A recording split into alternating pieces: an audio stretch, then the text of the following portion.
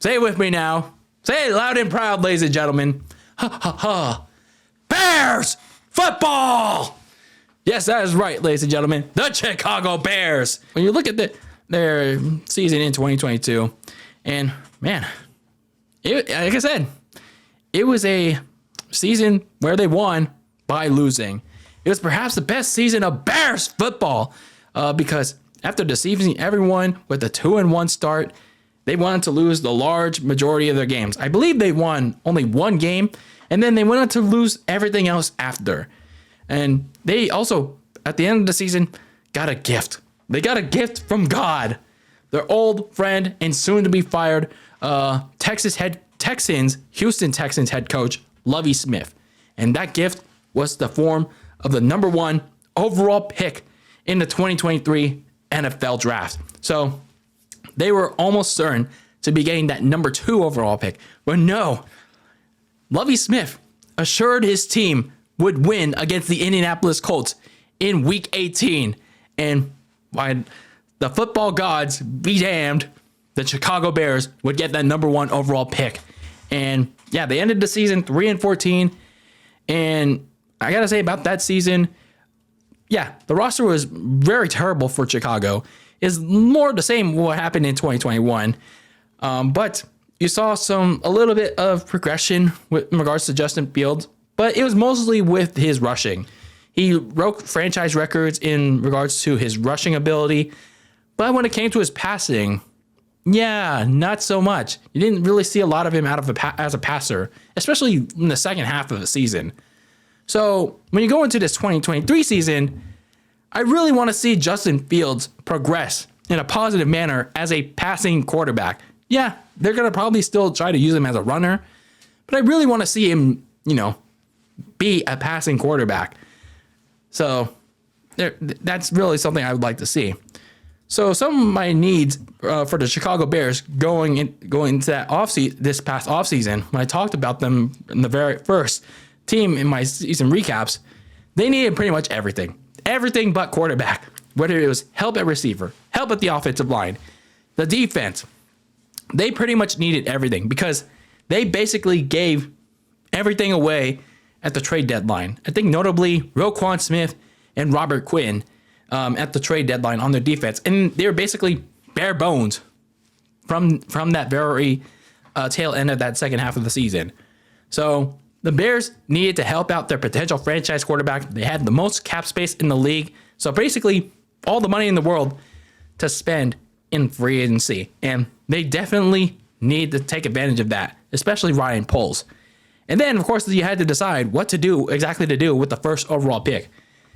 I mean, you certainly weren't going to take a quarterback because you had Justin Fields, but you had to do something with that number 1 pick. You just couldn't stay pat with that pick. So you got to find a trade partner if you were the Chicago Bears. And boy, did they. Boy, did they get something out of that number 1 pick. So back in March, a week after free agency started, they traded that number 1 overall pick to the Carolina Panthers, and they got a nice package of picks, including next year's first round pick out of them, next year's second round pick out of a pick in 2025, a second round pick, and they also got a receiver for Justin Fields. Excuse me. They got a receiver by the name of DJ Moore, the top receiver from Carolina. So now you have a top receiver for Justin Fields. Now he can finally show that he can try to be a passing quarterback. So that was a big move for the Bears. Kind of a bad move for Carolina, but a move that they had to make for themselves. For the Bears and on their side, definitely a good haul for them when it comes to getting rid of that number 1 overall pick. So overall, when it comes to their offseason, with their moves, they didn't re-sign anybody that was a free agent. So basically, yeah, there was basically no one to keep. I think I mentioned that. There was basically absolutely no one to keep that was worth keeping. So they definitely did good in that department.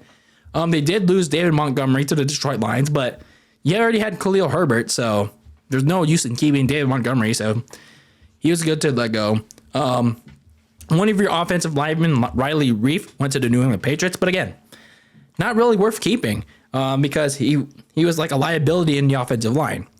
Some of the people that you did add when they went on that spending spree, they reinvested in the defense by getting 2 linebackers by the name of TJ Edwards from the Philadelphia Eagles, a solid rotation piece in their Super Bowl run, and then linebacker Tremaine Edmonds from the Buffalo Bills.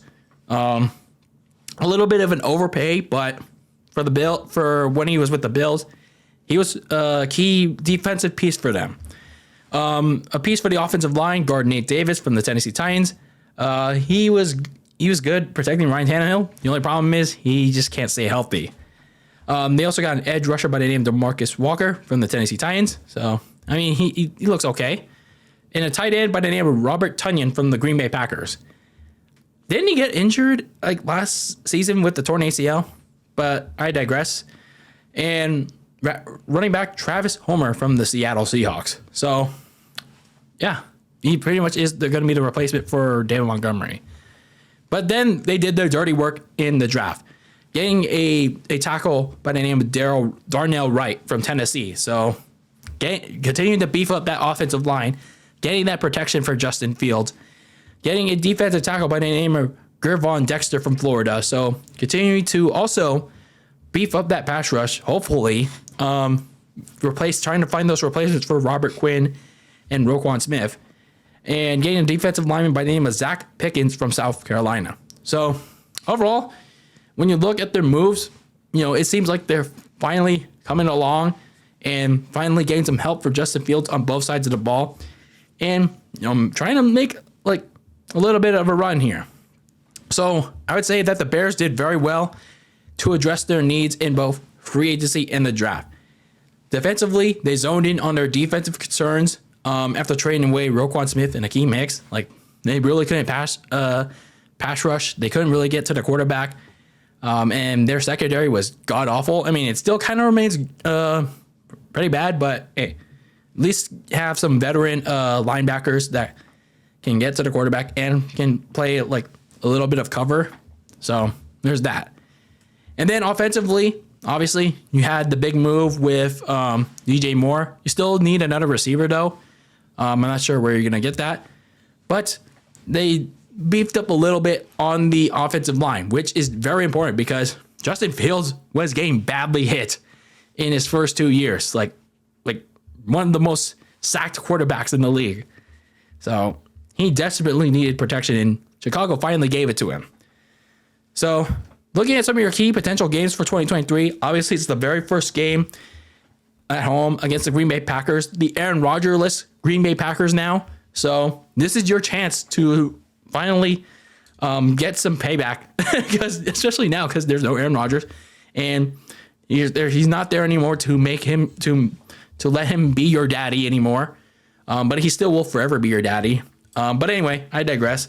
This is finally your chance to slap the Packers around, if they can.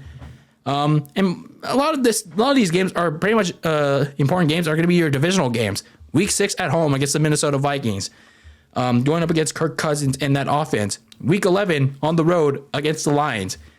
Where the Bears stand at that point is going to be key. Are they going to be competing for a high draft spot, or maybe a middling draft spot, a playoff spot? Maybe they're in a potential spot to compete for the division title by that point before Thanksgiving. Who knows? Who knows where the Bears will stand by that point? So going into this 2023 season for Chicago, can Justin Fields, now that he has a little bit of help on the offensive line, now that he has a receiver in DJ Moore to go to, can he finally show some progress as a passing quarterback? Can they stop relying on his rushing ability like they did in 2022? That remains to be seen. He did show a little bit of promise in 2021, but now it's the time to finally hone in on his passing skills this year. Who will be that secondary receiver? I think they had one in Darnell Mooney, but I don't know. Maybe he can step up to the plate again, but we'll see. But perhaps I could use another second or third receiver opposite DJ Moore, if that isn't Darnell Mooney. So looking at the Bears, they had a pretty good offseason, and they finally gave Justin Fields some damn help. Now it's going to have to translate onto the field. Even in a wide open NFC North, there's still a ways to go for Chicago, but I think in 2023, it could be a big step forward for Justin Fields and the Bears, especially if he shows that he could be a quality passer. I don't think they make the playoffs yet. I don't think they win the division. I don't think they even compete for the division just yet.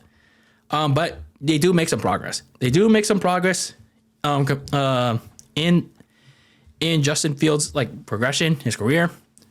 So I'll be a little generous. 8-9, yeah. Bears fans, especially the delusional ones, probably won't like that. But this year has to be the year that Justin Fields finally shows some progression as a passing quarterback, not a running quarterback, a passing quarterback with all this help.